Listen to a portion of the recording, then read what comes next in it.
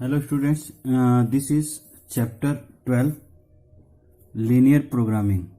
So this chapter is based on the linear programming. तो इसके first exercise के introduction part को हम लोग स्टडी करते हैं। तो देखिए ये चैप्टर्स बहुत ज़्यादा डिफिकल्ट नहीं है और मार्क्स भी अच्छे खासे हैं, 5 मार्क्स 6 मार्क्स में आ जाते हैं। और इसका जो वर्किंग है यानी सॉल्व करने के जो तरीके हैं वो बहुत ही आसान है। तो बात आती है लीनियर प्रोग्रामिंग, तो इन शॉर्ट हम लोग इसको एलपीपी भी कहते हैं। तो लीनियर प्रोग्रामिंग होता क्या है, अब हम पहले इसके बारे में स्टडी करते हैं, उसके बाद कुछ क्वेश्चंस को सॉल्व करेंगे। तो सबसे पहले हमने एक एग्जांपल लिया, एक एग्जांपल के थ्रू हम इसके कंसेप्ट को आसानी से समझ सकते हैं। तो सपोज कोई एक बिजनेसमैन है जो टेबल और चेयर का बिजनेस करता है, यानी फर्नीचर का बिजनेस करता है। उसके पास 50,000 रुपीज है इन्वेस्ट करने के लिए, और वो जो भी सामान खरीदता है जिस गोदाम में रखेगा उस गोदाम की कैपेसिटी क्या है, 60 आर्टिकल्स को वहां पे वो स्टोर कर सकता है। 60 से ज्यादा वो नहीं कर सकता, यानी मैक्सिमम 60, और मैक्सिमम इन्वेस्टमेंट क्या है उसका 50,000 रुपीज। और जो एक टेबल का कास्ट है वो क्या है हमारा 2,500, और एक चेयर का कास्ट क्या है 500। प्रॉफिट क्या मिलता है एक टेबल पे, ₹250, और एक चेयर पे जो उसको प्रॉफिट मिलता है ₹75। तो वो क्या ऐसा करे जिससे कि उसको प्रॉफिट अधिक से अधिक हो। तो क्या करेगा, वो प्लान करेगा कि हम केवल टेबल खरीद लें या केवल चेयर खरीद लें या टेबल और चेयर का मिक्सअप खरीद लें। तो वही प्लान हमारा क्या होता है, प्रोग्रामिंग होती है, यानी plan of action is known as programming. और लीनियर क्या होता है, यानी जिस वेरिएबल्स में हम लोग सपोज करें उसके पावर्स क्या हो 1 हो तो क्या होगा, लीनियर हो जाता है। So due to this reasons is known as the linear programming. तो हम बात करते हैं कि ये बिजनेसमैन आखिर अपना प्लान कैसे करे कि उसको प्रॉफिट मैक्सिमम हो। तो देखिए सपोज उसने सबसे पहले ये थिंक किया, केस 1, कि ओनली टेबल परचेज कर लिया, he purchase only table no chairs. तो अगर वो केवल टेबल परचेज करना चाह रहा है तो टोटल नंबर ऑफ टेबल्स वो कितना परचेज करेगा 50,000 रुपीज में। तो 50,000 डिवाइडेड बाई 2,500 है हमारा एक टेबल का कास्ट। तो वो कितने टेबल खरीद सकता है 20, और एक टेबल पे प्रॉफिट हम कितने हैं उसके 250। तो टोटल प्रॉफिट उसका क्या हो गया सेल करने के बाद 20 इंटू 250, क्योंकि 250 उसका 1 टेबल का प्रॉफिट है। तो ये हो गया टोटल कितना हो गया 5,000 उसको प्रॉफिट हो रहा है अगर केवल वो टेबल खरीदता है। सेकेंड में उसने थिंक किया कि यार चलो ओनली चेयर परचेस कर लेते हैं, टेबल नहीं लेंगे। So only chair no table, he purchase only chair no table. तो टोटल नंबर ऑफ चेयर्स वो कितना ले सकता है 50,000 में। तो 50,000 डिवाइडेड बाई 500, तो क्या होगा 100 चेयर वो खरीद सकता है। लेकिन अब यहां पे बात ये आती है कि 100 चेयर वो रखेगा कहां, क्योंकि स्टोरेज कैपेसिटी तो उसके पास 60 की है, 60 आर्टिकल्स की। तो वो 100 चेयर खरीद भी लेता है तो उसके पास स्टोरेज कैपेसिटी नहीं है तो वो रख नहीं पाएगा। तो यानी सारे कंडीशंस फुलफिल होने चाहिए, ये नहीं कि हमने पैसा लगाया और अधिक से अधिक खरीद रहा हमारे पास स्टोरेज कैपेसिटी ही नहीं हो। तो अब क्या करेगा, but he can store 60 only, केवल 60 को ही स्टोर कर सकता है। तो ही फोर्स टू बाई 60 ओनली, तो वो कितना खरीद सकता है 60 से ज्यादा नहीं खरीद सकता। तो अगर 60 चेयर वो खरीदता है तो प्रॉफिट उसका क्या होगा 75 इंटू 60, 75 रुपीज का एक चेयर है, तो ये हो गया टोटल मिला के 4500 का प्रॉफिट हुआ। अब क्या किया उसने, तीसरा केस वो कह रहा है कि चलो दोनों मिक्स करके कर लेते हैं, कुछ टेबल ले लेते हैं या कुछ चेयर भी ले लेते हैं। तो सपोज उसने 10 टेबल और 50 चेयर्स लिया, तो टोटल 60 हो जाएंगे, यानी स्टोरेज कैपेसिटी में भी आ गया। तो अगर हम इसको सॉल्व करें तो 10 इंटू 250 ये प्रॉफिट हो गया टेबल के लिए, 50 इंटू 75 ये प्रॉफिट हो गया किसके लिए, चेयर्स के लिए। तो टोटल जो प्रॉफिट हुआ वो 6250। तो ये जब तीनों प्लान वो उसने किया तो देखा यार हर प्लान में कुछ ना कुछ हमको फायदा हो रहा है, कहीं हमको जो है कम प्रॉफिट भी हो रहा है। तो आखिर इस तरह से अगर 1 बाई 1 वो प्लान सेट करे तो आखिर कितना प्लान सेट करेगा, टाइम भी अब उसको लगेगा। तो उसके लिए एक टेक्निक बनाई गई, so that technique is known as the linear programming. तो उस टेक्निक को ही क्या कहा जाता है, लीनियर प्रोग्रामिंग कहा जाता है। तो उसने किया क्या कि number of maximum profit, table का मैक्सिमम प्रॉफिट उसने x सपोज कर लिया और चेयर का मैक्सिमम प्रॉफिट y सपोज कर लिया। अब ये वेरिएबल्स के फॉर्म में सपोज करने के बाद उसने क्या किया, how he get the maximum profit, वो कैसे मैक्सिमम प्रॉफिट जो है कर सकता है। तो पहला तो ये कि x is greater than or equal to 0 and second क्या कर सकता है, y is greater than or equal to 0, यानी वो दोनों आर्टिकल्स को परचेज करे, नॉन जीरो, या तो एक बिल्कुल ना करे बाकी एक को करे, या दोनों कर ले, या दूसरा ले जो है फर्स्ट को नेग्लेक्ट कर ले। तो यानी एक केस तो उसका ये बन गया कि x is greater than or equal to 0, y is greater than or equal to 0, यानी दोनों आर्टिकल पर या तो प्रॉफिट हो या तो ना हो। तो लेकिन वहां पे लॉस नहीं होना चाहिए, जीरो, नो लॉस नहीं होना चाहिए। तो ये क्या होगा, नॉन नेगेटिव कंस्टेंट। तो इस तरह के जो इनइक्वालिटीज को हम लिखते हैं वो हो गया हमारा नॉन नेगेटिव कंस्ट्रेंट्स बोलते हैं, नॉन नेगेटिव कंस्ट्रेंट्स। अब क्या किया उसने कि सपोज वो टेबल और चेयर कर रहा है, तो अगर x नंबर ऑफ चेयर्स लिया, टेबल लिया, और y नंबर ऑफ टेबल लिया, तो उसके पास प्रॉफिट कितने होंगे, टोटल उसने इन्वेस्ट कितना किया। अगर x टेबल और y नंबर ऑफ क्या खरीदा उसने, चेयर खरीदा, तो 2500x प्लस 500y ये क्या होगा, less than or equal to 50,000, क्योंकि 50,000 से अधिक वो इन्वेस्ट नहीं कर सकता। सो this is called the investment constraints. अब क्या करेगा, अब इसको थोड़ा सॉल्व कर लेते हैं। सॉल्व करेंगे तो ये हो जाएगा, यही क्वेश्चन हमारा 5x plus y less than or equal to 100। ये सॉल्व करने के बाद ये आ गया।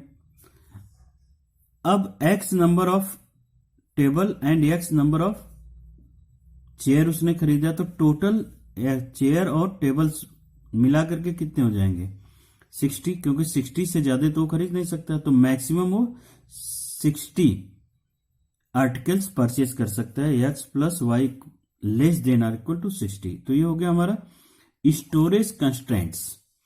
कंस्ट्रेंट्स मतलब क्या हुआ, रेस्ट्रिक्शन, उनको जो है एक लिमिटेशन में बांध दिया गया है, उससे अधिक क्या मतलब उसके अकॉर्डिंग ही उनको परचेज करना है।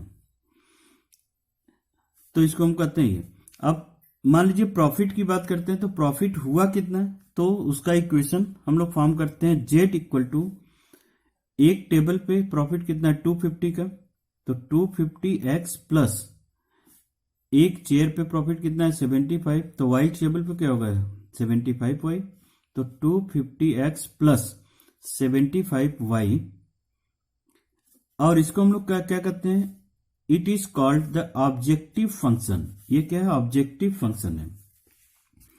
अब हमको करना क्या है, इसी z को मैक्सिमाइज करना है, यानी maximise z to maximise z subject to constraint. Constraint हमारा क्या है, 1 2 3 एंड 4, यही जो 4 कंस्ट्रेंट्स दिए हुए हैं इसी के अकॉर्डिंग इसको हमको क्या करना है, मैक्सिमाइज करना है। तो अब हम बात करते हैं बच्चों कि आखिर इसको हम मैक्सिमाइज करेंगे कैसे।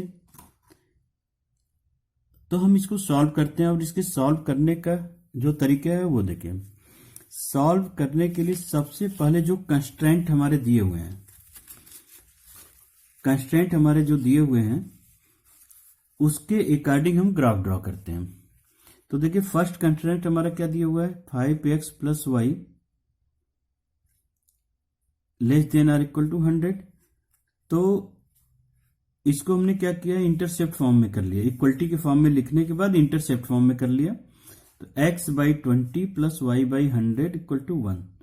तो इस कंस्ट्रेंट को अगर हम ड्रॉ करें तो देखिए हमारा ये 100 वाई एक्सिस पे कट करेगा और 20 एक्स एक्सिस पे। तो ये हमारा लाइन हो गया।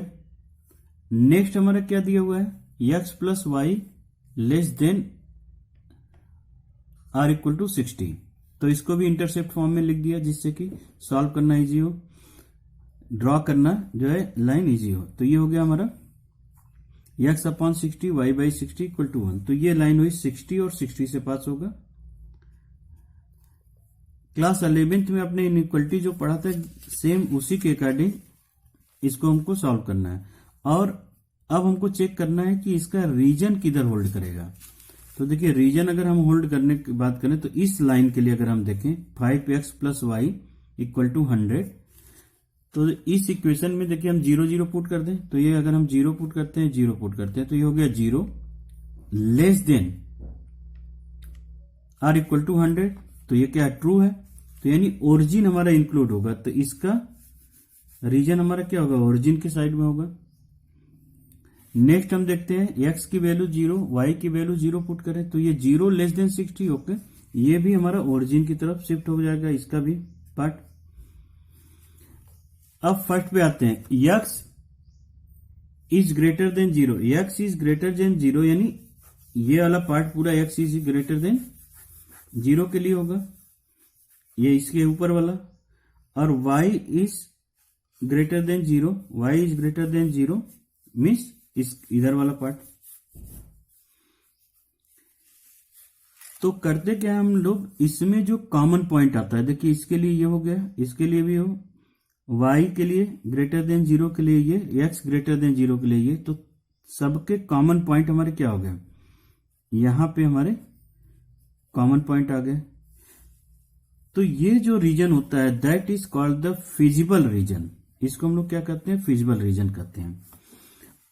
और ये फिजिबल रीजन किस किस पॉइंट से बाउंड है हम उसको ऑब्जर्व करते हैं। तो देखिए ये किस किस पॉइंट से बाउंड है, 0 0, और इस पॉइंट से 20 0, ये है हमारा 60 0 60।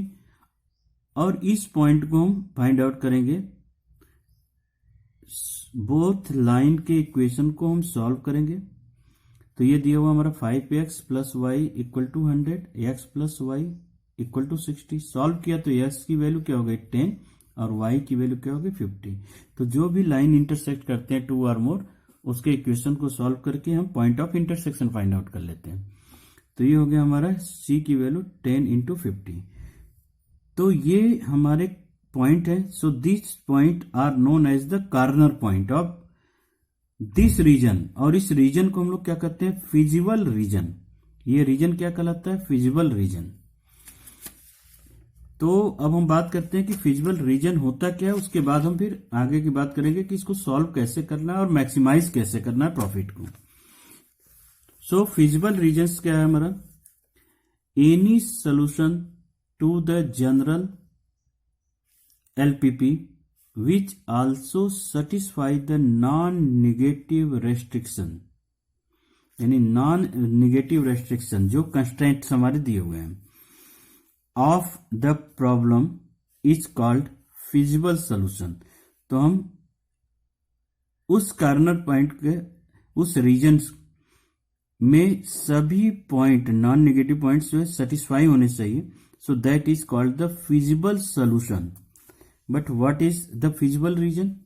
फिजिबल रीजन्स जनरली होता कैसा है? कॉन्वेक्स पॉलीगन की तरह, कॉन्वेक्स पॉलीगन शेप में होगा वो।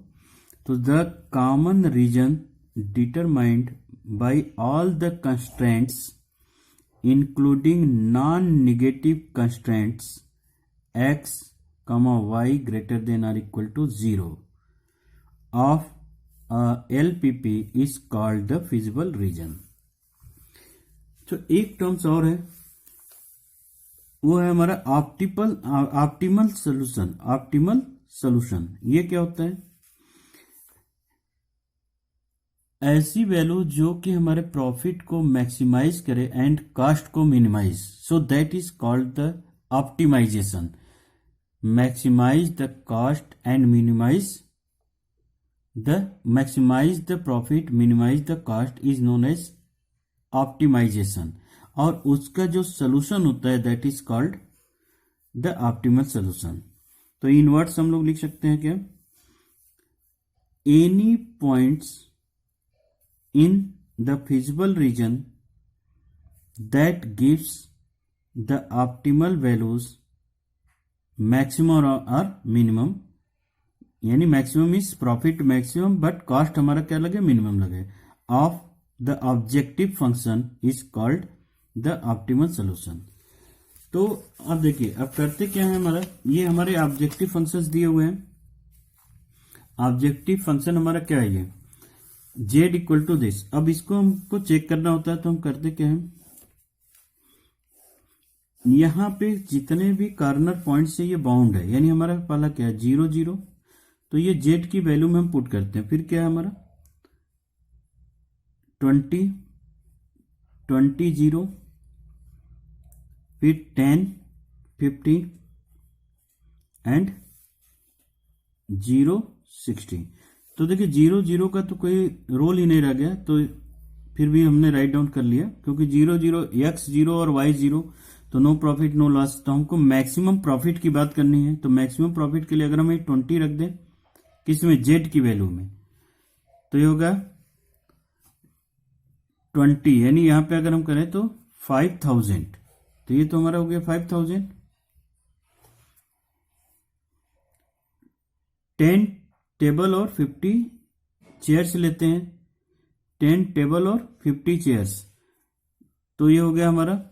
तो इस तरह से यहां पे वैल्यू हम निकाल देंगे। उसके बाद फिर क्या करेंगे हम लोग? अगेन 0 और 60 रख करके ये वैल्यू, और इस केस में जो मैक्सिमम वैल्यू होगी वही हमारी क्या होगी? मैक्सिमम प्रॉफिट होगी। So students, now let us see the some examples based on this concept. तो एक बार हम लोग फिर से रिवाइज कर लेते हैं। देखिए, किसी भी प्रॉब्लम्स को प्रॉफिट मैक्सिमाइज करें और कॉस्ट को मिनिमाइज करना, ये हमारा क्या होगा? That technique is known as the linear programming. और ये जो इनइक्वलिटीज दिए होते हैं, इसको हम लोग कहते हैं कंस्ट्रेंट्स। और z क्या होता है हमारा? This is called the objective function. और ये जो कॉमन शेडेड रीजन, यानी कॉमन रीजन्स होंगे सभी कंस्ट्रेंट्स के, सो that is called the feasible reason. तो ये हो गया। और ये हमारे क्या होंगे? जो इस फिजिबल रीजन को बाउंड करेगा point, that is called the corner point. तो इन सारे जो है वर्ड्स के हम लोग यूज करके अपने प्रॉब्लम्स को सॉल्व करेंगे। So students, now let us see the example.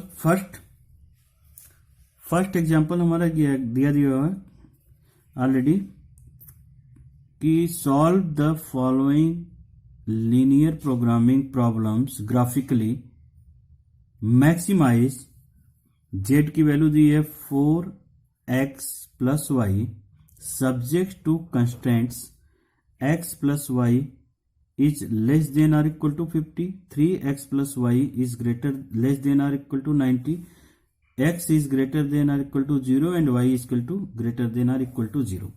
तो देखिए फर्स्ट स्टेप क्या है कंस्ट्रेंट्स के हेल्प से ग्राफ ड्रॉ करना, जैसे ऑलरेडी हम लोग क्लास 10th के इनइक्वालिटीज में करते थे। तो क्या किया, ये x plus y less than or equal to 50 है, हमने इसको इंटरसेप्ट फॉर्म में लिख दिया। आप x इक्वल टू 0 और उसके रिस्पेक्ट में टेबल फॉर्म करके भी फाइंड आउट कर सकते हो। तो ये हो गया x by 50 y by 50 equal to 1, और ये हो गया हमारा 3x plus y 90 less than or equal to 90। इसको हमने इंटरसेप्ट फॉर्म में लिख दिया, तो x upon 30 plus y by 90। अब इन दोनों का हम ग्राफ ड्रॉ करते हैं। तो देखिए यहां पे जो ये फर्स्ट लाइन हमारी, इसमें हमारा क्या था, ये x plus y equal to 50, यानी यहां पे x एक्सिस पे 50 पे कट करेगा, क्योंकि x बाई 50 और y बाई 50 भी होगा, और y पे भी 50। तो ये लाइन हो गई हमारी x plus y equal to 50 के लिए। और ये हमारा 90 y एक्सिस पे और 30 x एक्सिस पे कट किया। तो ये किस लाइन के लिए हो गया हमारा, 3x plus y equal to 90। अब देखिए ये इक्वेशन और ये जो इक्वेशन है इसको हम सॉल्व करेंगे, तो ये हमारा इंटरसेक्टिंग पॉइंट हो गया, ये हो गया 20 और 30।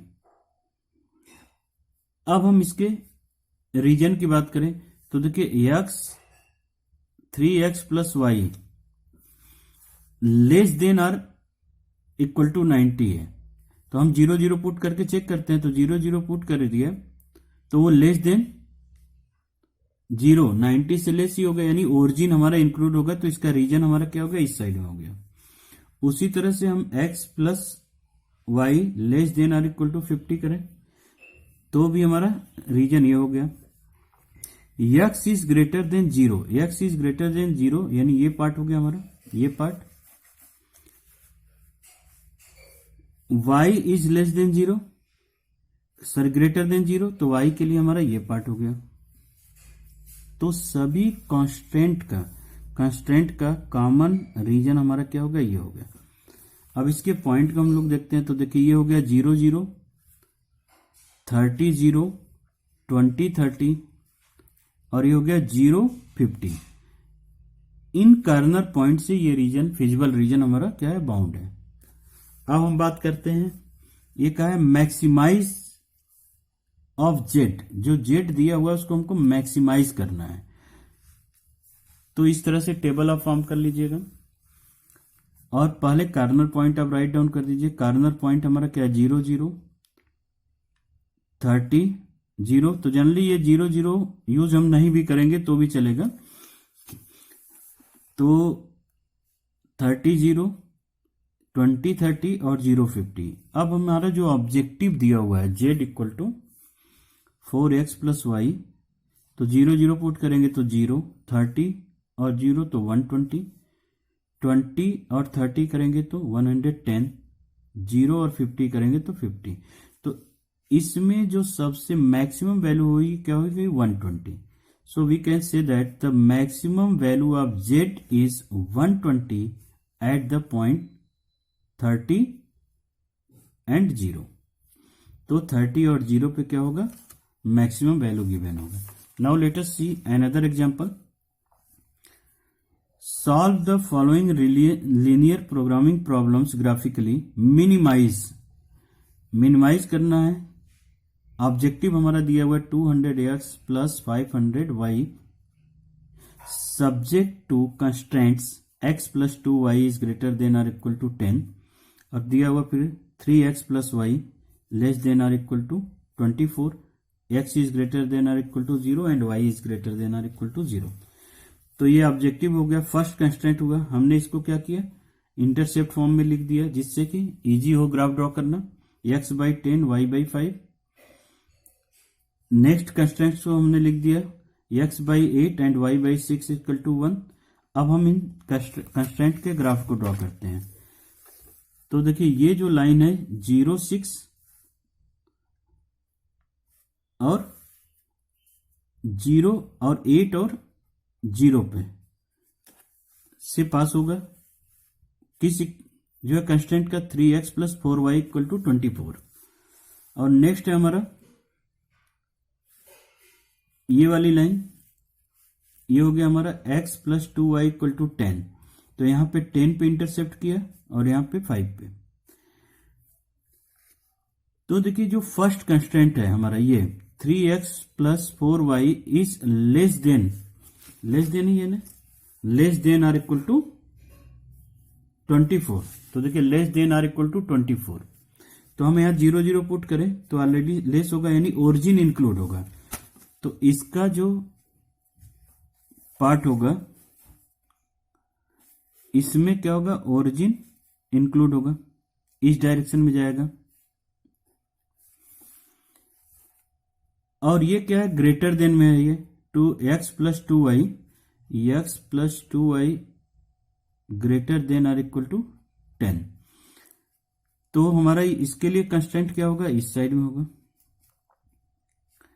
फिर x इज ग्रेटर देन, ये हमारा इस साइड में होगा। y इज ग्रेटर देन हमारा इस साइड में हो गया। तो कॉमन पॉइंट हमारे क्या हो गए, ये हो गया हमारा कॉमन पॉइंट, फिजिबल रीजन, इसी को हम लोग बोलेंगे। अब ये हमारा फिजिबल रीजन जिस कॉर्नर पॉइंट से बाउंड है उसको लेकर के हम वैल्यू को फाइंड आउट करेंगे। तो देखिए ये फिजिबल रीजन हमारा क्या है, 0.5, 0.6, और इन दोनों इक्वेशन को सॉल्व कर लिया तो ये आ गया 4.3। ये 3 पॉइंट से ये बाउंड है, तो ये हो गया 0.5। जेड में हम वैल्यू पुट कर देंगे तो ये हो गया 2500। अब हम पुट करते हैं 4.3 हमारा नेक्स्ट कॉर्नर पॉइंट है, तो ये हो गया 2300। अब हमने पुट किया 0.6 पुट किया तो 3000। अब क्या है मिनिमाइज, तो मिनिमम वैल्यू हमारी क्या हो गई 2300। So this is the minimum value of z at 4.3। Now students let us see example third. तो बच्चों एग्जांपल थर्ड दिया हुआ है, to solve the following problems graphically minimize and maximize, यानी हमको दोनों यहाँ पे फाइंड आउट करने हैं। मिनिमाइज इस ऑब्जेक्टिव्स को, z equal to 3x plus 9y subject to constant x plus 3y। तो ये दिया हुआ है हमारा objective function z equal to 3x plus 9y। इसको मैक्सिमाइज एंड मिनिमाइज दोनों, यानी मैक्सिमम और मिनिमम वैल्यू दोनों फाइंड आउट करनी है। कंस्टेंट हमारा दिया हुआ x plus 3y less than or equal to 60। तो अगर हम 0 0 पुट करें, यहीं पे हम चेक कर लेते हैं, 0 0 पुट करें तो ये ऑलरेडी होल्ड करेगा, यानी ओरिजिन की तरफ। इसका क्या होगा, ओरिजिन की तरफ रीजन होगा। और इसका अगर हम ले 0 0 तो ये तो ग्रेटर होगा नहीं 0 से, तो ये इसका जो कंस्टेंट होगा हमारा कहाँ जाएगा, ओरिजिन से दूर जाएगा, यानी ओरिजिन इंक्लूड नहीं होगा। तो इसका ग्राफ ड्रॉ करने के लिए हम लोग इस इक्वेशंस को क्या करेंगे, इंटरसेप्ट फॉर्म में कन्वर्ट कर दिया। तो x by 60 plus y by 20 equal to 1, इसको चेंज किया तो x by 10 plus y by 10 equal to 1। और एक और इक्वेशन दिया हुआ है, x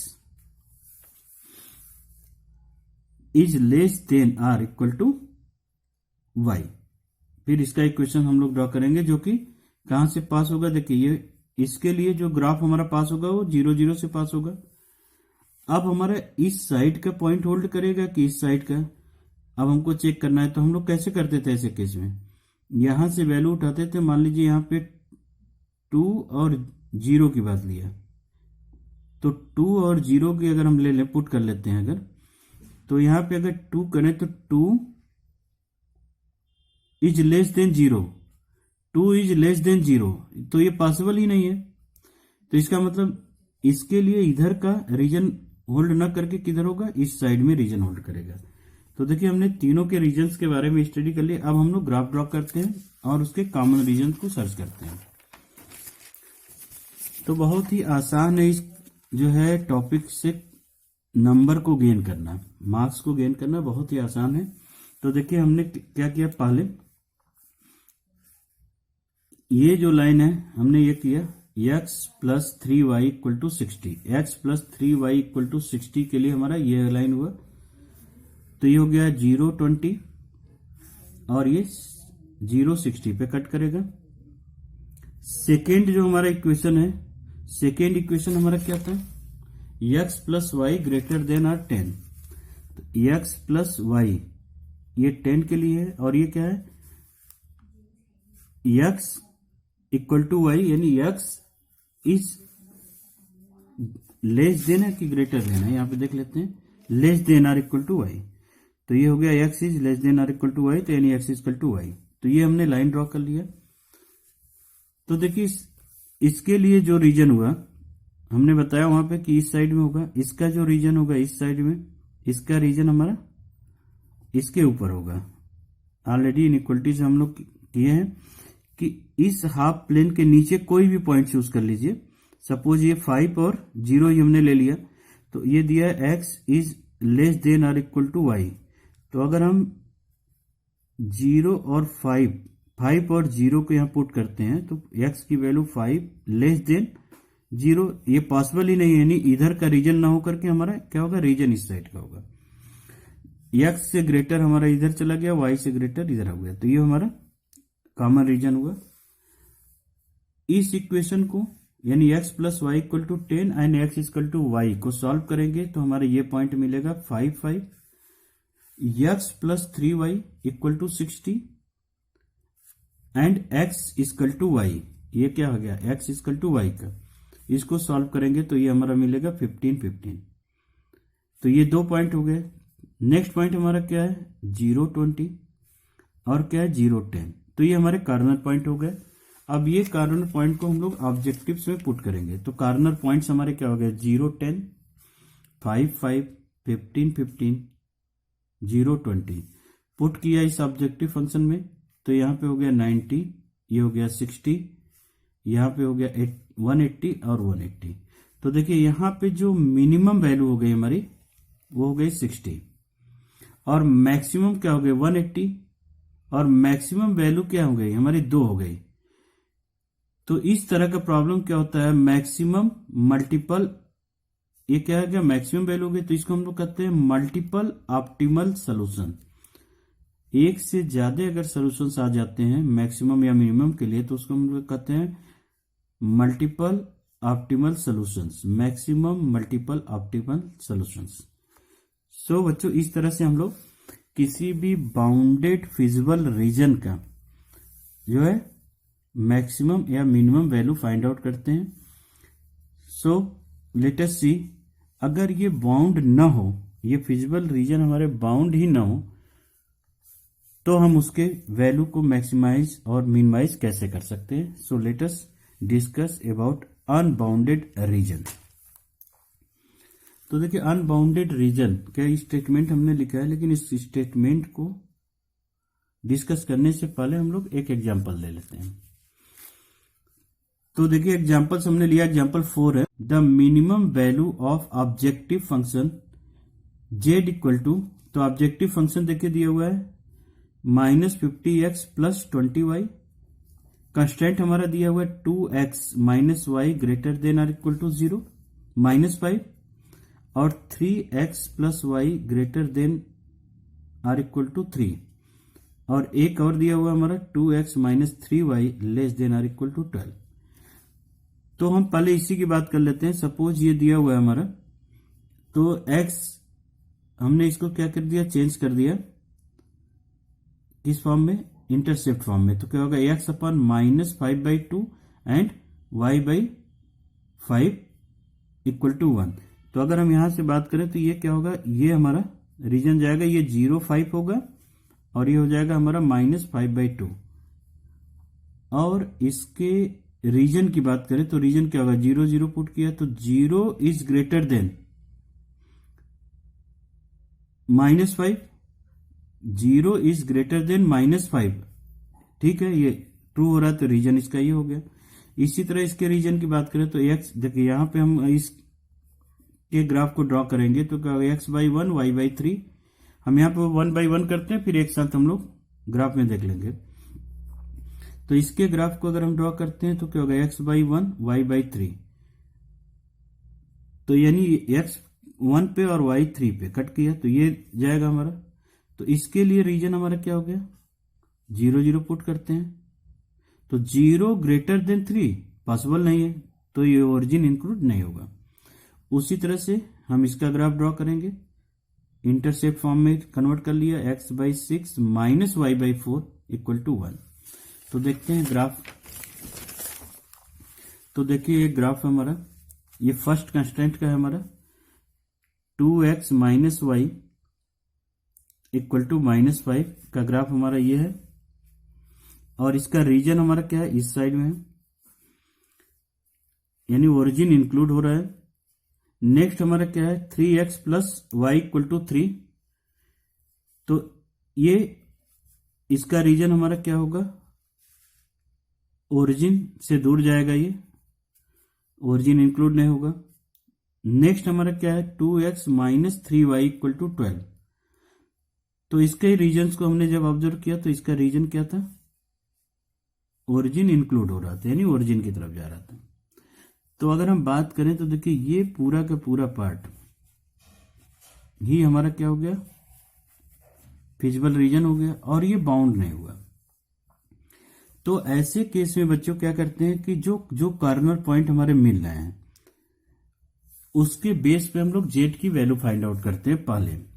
तो यहां पे देखिए यहां पे 0, 5 है हमारा, ये 0, 3 है, तो 0, 5, 0, 3, फिर यहां पे क्या है हमारा 1, 0, 1, 0, ये पॉइंट ले लिया, फिर क्या है 0, 6, 0, 6, 0, और सभी पॉइंट पे हम लोग ऑब्जेक्टिव फंक्शन की वैल्यू को फाइंड आउट कर लेते हैं। तो 0, 5, 0, 3, 1, 0, 6, 0, तो वैल्यू पुट किया 0, 5 पे 100, 0, 3 पे 60, 1, 0 पे -50 एंड 6, 0 पे क्या हो गया -300। तो देखिए इन सब में सबसे मिनिमम वैल्यू क्या हो गई -300। तो क्या ये -300 एक्चुअल में क्या ये मिनिमम वैल्यू है? अब इसको हम लोग चेक करते हैं, क्योंकि ये बाउंड तो है ना। अगर ये बाउंड होता तो हम कह सकते थे हाँ ठीक है ये है, बट ये बाउंड नहीं है, इसके इनफाइनाइट सोल्यूशन हो सकते हैं। तो क्या वो मिनिमम वैल्यू ये -300 ही है? तो उसको चेक करने के लिए अब देखिए कुछ स्टेटमेंट है, उसके बेस पे हम लोग करेंगे। वो स्टेटमेंट क्या है हमारा, यम सपोज हमने एक ऑब्जेक्टिव फंक्शन लिया z equal to ax plus by। तो अगर हमको मैक्सिमम वैल्यू को फाइंड आउट करनी है, मैक्सिमम वैल्यू को, तो हमने सपोज के लिए let capital M is the maximum value of z if open half plane, क्योंकि ये हमारा हाफ ऑफ प्लेन में जाता है। तो इस तरह के प्लेन को हमने लिया, ओपन हाफ प्लेन, डिटरमाइन, तो हम क्या करेंगे ax plus by greater than और इक्वल टू m। जो m की वैल्यू होगी वो ऑब्जेक्टिव फंक्शंस में रख करके इस तरह से ग्रेटर देन और इक्वल टू m रख दिया। उसके बाद हम चेक करेंगे has no point in common with feasible region, यानी जो हम पहले फिजिबल रीजन ड्रॉ किए हैं और ये जो रीजन शो करेगा, अगर इस रीजन में और पहले के रीजन में कोई भी कॉमन पॉइंट नहीं मिलते हैं तो ये क्या होगा, हमारा मैक्सिमम वैल्यू हो जाएगी। Otherwise z has no maximum value. उसी तरह से m is the minimum value of z if open half plane by determine ax plus by less than m। तो हम लेस देन m के फॉर्म में रखेंगे, क्योंकि ये ग्रेटर था तो ग्रेटर देन m, और यहां पे लेस देन m के फॉर्म में रखेंगे ऑब्जेक्टिव फंक्शंस को। So no has no common point with the feasible region. अगर इसको सॉल्व करते हैं और कोई भी कॉमन पॉइंट अगर फिजिबल रीजन में नहीं होता है तो हम इसको कह देंगे कि ये क्या होगा, मिनिमम वैल्यू हो जाएगी। But otherwise z has no minimum value. अगर कोई कॉमन पॉइंट मिल जाता है तो उस ऑब्जेक्टिव फंक्शन का कोई भी मिनिमम वैल्यू पॉसिबल नहीं होगा। तो हम एग्जाम्पल 4 पे वापस चलते हैं। तो देखिए ये हमने पॉइंट निकाला था और ये मिनिमम वैल्यू थी। तो मिनिमम वैल्यू को हम क्या लिखते हैं, हमने ये बताया कि ax प्लस by और मिनिमम वैल्यू को लेस देन m के फॉर्म में लिख दें। तो मिनिमम वैल्यू क्या हमारी 30 है और ऑब्जेक्टिव फंक्शन हमारा क्या है -50x प्लस 20y। तो -50x प्लस 20y और ये m की वैल्यू हो गई, तो लेस देन -300। अब इसको थोड़ा सॉल्व कर लेते हैं। सॉल्व किया तो -5x plus 2y less than 30, इसको हमने इंटरसेप्ट फॉर्म में कर दिया। तो माइनस ये क्या हो गया 6/x/6 अब प्लस y बाई -15। तो y को ये -15 पे कट करेगा और 6 0 से ये पास होगा। तो इसको हम डॉटेड लाइन से ड्रॉ करेंगे। क्यों? कि उसमें ये जो 6 और 0 पॉइंट है ये इंक्लूड नहीं हो रहा है। तो अब देखिए हमारा जो पहले का फिजिबल रीजन था ये पूरा था यहां से लेकर के यहां तक, और हम इसका रीजन अगर चेक करें इस लाइन का जो अभी हम लोगों ने फाइंड आउट किया, तो इसका रीजन क्या होगा? अगर हम 0 0 पुट कर दें यहाँ पे तो 0 0, तो ये हो गया 0 लेस देन -30। ये पॉसिबल नहीं है, यानी इधर का रीजन ना होकर के रीजन क्या होगा हमारा इस साइड का रीजन होगा। और देखिए पहले जो हमारा फिजिबल रीजन था वो हमारा ये था, और अभी जो हमने फिजिबल रीजन बनाया वो भी इसी में इंक्लूड हो रहा है। यानी कि यहां पे हमारा क्या हो गया कॉमन पॉइंट मिल जा रहा है। तो अगर कॉमन पॉइंट मिल जाता है तो ये मिनिमम वैल्यू नहीं होगी। यही हमने उसमें स्टडी किया था कि there is no common point in the previous feasible regions. तो ये क्या होता था मिनिमम वैल्यू हो जाती। बट देखिए ये फिजिबल रीजन हमारा पहले का, अभी जो हमने बनाया फिजिबल रीजन वो ये है, यानी दोनों में इनफाइनाइट कॉमन पॉइंट्स मिल जा रहे हैं। So in this case we can say that z has no minimum value, there are infinite point which are common between the plane -5x plus 2y less than -30 and feasible region क्या है and feasible region. जो feasible region है और ये plane है उसमें हमारे infinite common point मिल जा रहे हैं। तो ये यानी कोई भी मिनिमम वैल्यू इसमें होल्ड नहीं करेगा। अगर मान लीजिए मैक्सिमम वैल्यू की बात करते हैं तो हम इसको लिखते हैं -50x प्लस 20y, और इसमें मैक्सिमम वैल्यू क्या है हमारी यही 100 है। तो हम यहाँ पे ग्रेटर देन 100 कर लेते हैं और फिर इसको लेकर के सॉल्व करके रीजन को शो करते हैं। तो इस तरह से अनबाउंडेड पार्ट को हम लोग सॉल्व कर सकते हैं। So students now let us see the last examples of this exercise. कह रहा है minimize z equal to 3x plus 2y subject to constraint. ये कंस्ट्रेंट दिया हुआ x plus y greater than or equal to 8, 3x plus 5y less than or equal to 15, x is greater than or equal to 0 and y is greater than or equal to 0। तो हमने इसको intercept form में write down कर लिया। तो ये x by 8 plus y by 8 हो गया। तो ये हो गया। अब इसको हम ग्राफ ड्रॉ कर लेंगे। तो देखिए इसका रीजन, इस वाले पार्ट का रीजन इधर हो रहा है, इसका पार्ट इधर रीजन हो रहा है। तो कोई भी कॉमन पॉइंट हमको नहीं मिल रहा है। तो अगर कोई कॉमन पॉइंट नहीं मिलता है क्योंकि इसका रीजन इस साइड में जाएगा, इसका रीजन इस साइड में जाएगा, ग्राफ आप ड्रॉ कर सकते हैं। So no feasible region. So no feasible region, ये कह रहा है नो फिजिबल रीजन, कोई फिजिबल रीजन नहीं है। तो इसमें मिनिमम वैल्यू होल्ड करने की बात ही नहीं हुई क्योंकि कोई कॉमन पॉइंट हमको मिल ही नहीं रहा है, फिजिबल रीजन मिल ही नहीं रहा है, तो मिनिमाइज की बात ही नहीं होगी। सो स्टूडेंट्स इस तरह से हम लोग इस एक्सरसाइज के क्वेश्चन को सॉल्व करेंगे। और एक्सरसाइज 12.2 क्या है, सॉल्व हमको ऐसे ही करना है, बट वहां पे क्या होगा वर्ड प्रॉब्लम बेस्ड क्वेश्चन होंगे, उसको हम कंस्ट्रेंट बनाएंगे, ऑब्जेक्टिव बनाएंगे और इसी तरह से ग्राफ यूज करके सॉल्व करेंगे। सो let us proceed the exercise 12.1।